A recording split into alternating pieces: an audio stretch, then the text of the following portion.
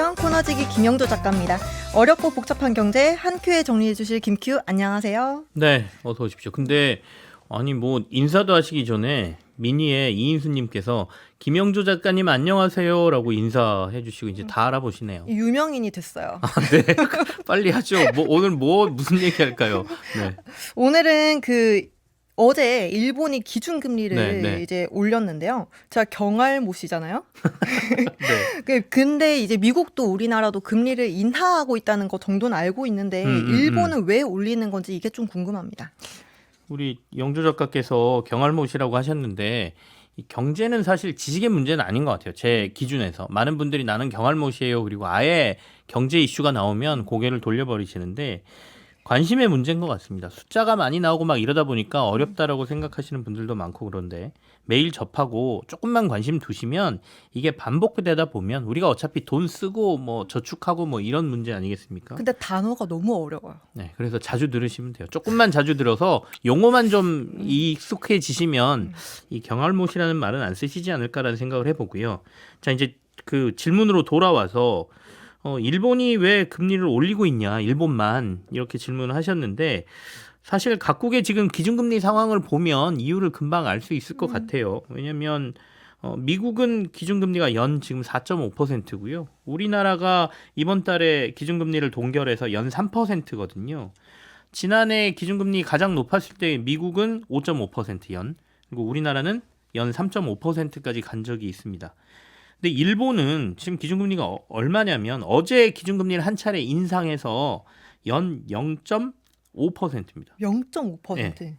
그리고 지난해 3월 이전으로 돌아가 보면 제로금리, 뭐 더 정확하게 얘기하면 사실은 마이너스 금리였는데요. 기준금리가 마이너스 0.1%였습니다. 그러니까 일본은 지금 금리가 낮아도 너무 낮은 상황이잖아요. 그러니까 내리는 건 선택지에 없고 일본의 선택지는 동결하거나 올리는 것밖에 없었으니까 뭐 올리는 걸 선택했다 이렇게 볼 수도 있는 거죠. 글로벌 경제에서 일본은 왜 유독 이렇게 금리가 낮은 거예요? 일본이 낮은 이유는 뭐 여러 가지가 있겠는데 많이들 들어보셨을 텐데 일본 경제를 얘기할 때 우리가 잃어버린 뭐 몇 년 이렇게들 하지 않습니까? 뭐 이전에는 잃어버린 10년이라고 했다가 일본 경제가 회복이 안 되니까 잃어버린 20년이라고 했다가 그래도 네, 회복이 안 30년. 되니까 심지어 잃어버린 30년이라고까지 표현을 했었거든요. 그러니까 일본은 진짜 장기 저성장의 굴레에 빠져 있었던 상황이었어요. 일단 이렇게 저성장이다 보면 물가도 오르지 않고 그러니까 굳이 금리를 높일 필요가 없었던 상황이었던 거죠. 그리고 이제 일부러 정부가 워낙 일본 경제가 안 살아나니까 초저금리를 유지하면서 그러니까 앞서 이제 심지어 마이너스까지 갔다고 얘기가 말씀드렸지 않습니까? 마이너스 금리 상황까지 만들면서 이를 통해서 경기를 부양하려고 했습니다. 이게 이른바 아베노믹스라는 정책이거든요. 중앙은행들이 기준금리를 낮출 때는 이른바 돈값을 좀 싸게 만들어서 이거 빌려서 기업들은 투자도 좀 하고 일반 국민들은 뭐 소비도 좀 늘리고 뭐 부동산 투자도 하고 뭐 이러라는 겁니다. 또 기준금리는 그 나라의 통화의 값어치, 그러니까 돈의 값어치를 의미하는 거기 때문에 이렇게 기준금리를 계속 낮은 상태로 유지하게 되면 일본의 엔화값도 낮출 수가 있어요. 그러니까 계속해서 엔화 약세를 유도하게 되면 일본의 기업들, 그러니까 수출 중심의 일본 기업들은 밖에서 물건을 더 경쟁력 있게 팔 수 있지 않습니까? 그리고 달러를 벌어들여서 가지고 오면 되는 거기 때문에 이렇게 하면 일본의 경제가 좀 살아나겠지라고 생각하고 아베노믹스라는 정책을 이제 펼쳐왔던 건데 딱히 큰 효과를 보지는 못했어요. 일본이 이 아베노믹스를 장기간 끌고 오면서 그런데 아이러니하게도 코로나19 상황을 거치고 나면서 일본 경제가 좀 살아날 기미를 보이고 물가도 오르면서 일본의 경제가 좀 좋아지는 모습이 나타나니까 지난 3월에 일본이 마이너스 금리를 포기한다라고 선언을 했습니다. 그리고 지난 7월에 연 0.25%의 금리를 첫 인상을 단행을 했고요. 그 이후에 6개월 만에 다시 어제 일본이 기준금리를 인상을 한 차례 더 했다. 이렇게 보시면 될 것 같아요. 그런데 신기하네요. 이 코로나19 팬데믹 때는 이제 보통 세계 경제가 대공황 이후에 가장 최악인 그 경기 침체를 맞이하고 네네. 있다고 해서 되게 경제가 안 좋았잖아요. 그런데 일본은 오히려 이게 반전의 기회가 됐다는 게 그 어떤 이유에서인지 좀 궁금합니다. 이게 이제 코로나19 때를 되살려 보시면 전 세계 경제가 거의 멈추다시피 했지 않습니까? 사람도 물류도 이동을 거의 못했어요. 그래서 각국이 금리 인하를 막 하면서 돈도 막 재정을 풀었거든요. 그 후유증이 바로 물가 상승, 인플레이션이지 않습니까? 그러니까 이제 물가 잡겠다고 조금 나아지니까 미국도 우리도 그 기준금리를 연 5.5%, 3%뭐 이렇게까지 올렸던 거잖아요. 돈 빌리기 힘들게 만들면 소비가 줄고 그러면 물건이 잘 안 팔려서 가격은 떨어지고 그럼 물가가 잡힌다 이런 논리거든요. 그런데 일본은 어차피 금리가 마이너스 상황이었어요. 그러니까 더 떨어뜨릴 것도 없었던 상황이었던 거죠. 경기를 살리기 위해서. 경제가 활력이 없었던 상태라 물가가 오를 요소도 없었습니다. 그래서 코로나19 상황에도 일본의 물가는 거의 꿈쩍하지 않았어요. 사실 얼마 전까지만 해도 일본에서 물건값이 오른다는 건 되게 신기한 일이었습니다. 그래서 사람들이 물건값도 올라? 이렇게 물어볼 정도였거든요. 그래서 정말 유명한 과자 회사가 10년 만에 과자값을 올렸어요. 이게 메인 뉴스에 나왔습니다. 그리고 거기 회사 사장은 나와서 사과했습니다. 저희가 진짜 10년 만에 물가값을 올렸는데 정말 죄송합니다라고 사과까지 하는 뭐 이런 일들이 있었는데 그러니까 이런 과정에서 일본 엔화가 약해질 대로 약해졌죠. 다들 엔화는 싸다고 우리는 일본 여행 많이 갔지 않습니까? 지금 생각해 보시면 지금도 일본 여행 많이 가실 텐데 엔화 좋으니까. 일본 주요 기업들은 엔화 약세를 바탕으로 해외에서 물건도 조금 잘 팔고 경쟁력도 높아지고 이러니까 일본으로 최근에 돈 유입이 좀 많이 됐어요. 그러면서 일본 주식시장의 주요 지수는 1989년 이후에 최고치에 올랐고요. 물가도 23년도에 3.1% 올랐고요. 지난해에도 2.5%가 상승한 것으로 나타나거든요. 그 전 보면 일본의 물가는 0.8% 뭐 심지어 2020년 코로나 이때는 마이너스 0.2% 물가가 상승률이 마이너스가 되기도 했었으니까 그래서 물가가 1% 이상 상승한 일이 없었던 디플레 상황이 이제 반전이 되고 물가가 오르기 시작하니까 자 이제 우리도 기준금리를 올려야 되는 상황이 왔다 이렇게 판단을 하고 있는 겁니다. 미국 경제는 이제 뭐 전 세계적으로 굉장히 많은 영향력을 주고 있으니까 이해가 되는데 우리가 일본 기준금리 인상에 조금 더 이렇게 집중해봐야 될 이유가 있을까요?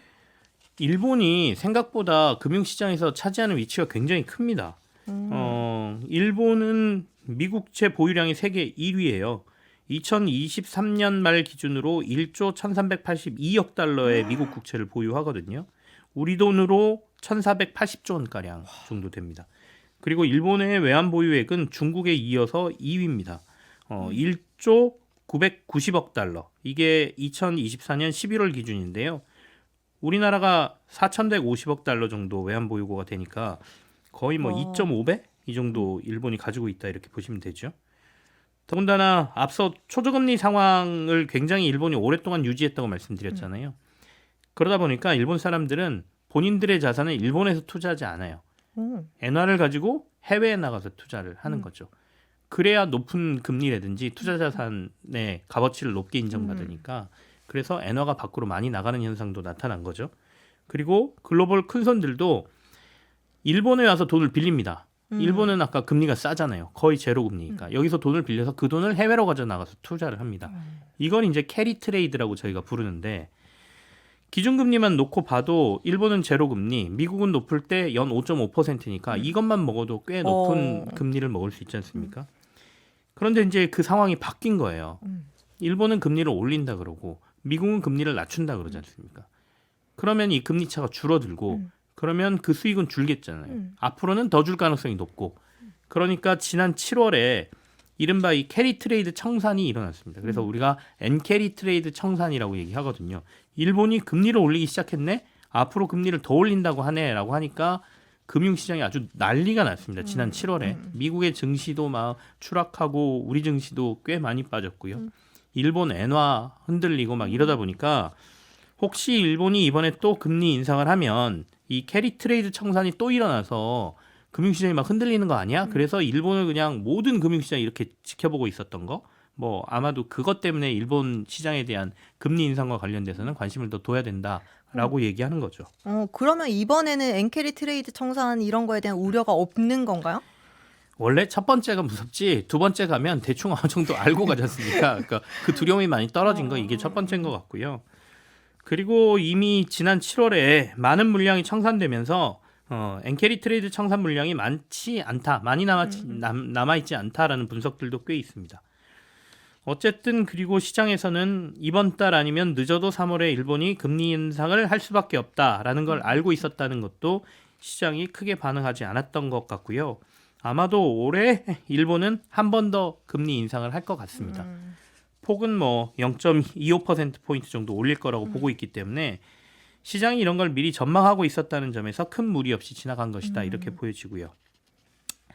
다만 이제 우리가 명절 연휴가 시작됐잖아요. 그래서 다음 주 목요일까지 금융시장이 이제 휴장인데 그 안에 시장이 열리는 다른 나라에서 어떤 일이 벌어질지, 그러니까 당장은 일본의 금리 인상과 관련돼서 시장이 큰 반응을 하지 않았지만 이거 다시 보니까 그렇지가 않네? 라는 해석이 나오면서 혹시나 다음 주 초반에 그런 일들이 벌어지면 우리가 이제 연휴 끝나고 나오면 약간 그런 부분은 불안하다, 이런 얘기가 있는데 일단은 시장을 지켜봐야 되는 거고요. 그리고 이 일본의 금리 인상과 관련돼서는 꼭 제가 하고 싶은 얘기 중에 하나가, 일본이 아베노믹스 정책을 펼쳤다고 말씀드렸잖아요. 우리가 그 얘기하면 꼭 초저금리를 통한 엔저 유도, 요것만 주목해서 얘기를 하는데, 그런데 아베노믹스 정책 중에 핵심적인 정책 중 하나가 저성장을 탈출하기 위한 임금 인상 정책이 있었습니다. 디플레, 저물가 상황에서 오르지 않는 임금 문제를 정부가 나서서, 그러니까 근로자들의 임금 인상을 유도했다는 거거든요. 올해도 이와 관련된 뉴스가 좀 전해졌는데, 일본의 경제연합회인 게이단넨이 기업들에게 5% 이상의 임금 인상을 독려했다, 이런 뉴스가 전해지거든요. 그러니까 우리가 이제 임금 인상을 요구하는 노동자 단체들을 보면 경제의 짐으로 다 해석을 하는데, 사실은 이제 경제 주체들이 여러 개니까 결국 노동자들의 소비가 또 경제의 한 축이거든요. 그러니까 이 소비 여력을 높여주지 않으면 경제가 살아나지 않는다라고 일본은 본 것이죠. 그러니까 경제가 살아나기 위해서는 경제의 한 주체만 잘 되면 되는 게 아니라 이런 온기가 다른 주체들에게도 전해져야 되기 때문에 그래야 바닥부터 살아난다는 거죠. 그래서 지금 우리가 이제 경기 침체 국면으로 들어가고 있는 상황이어서 이런 부분도 우리가 꼭 고민해야 할 상황이다라고 말씀을 드려보죠.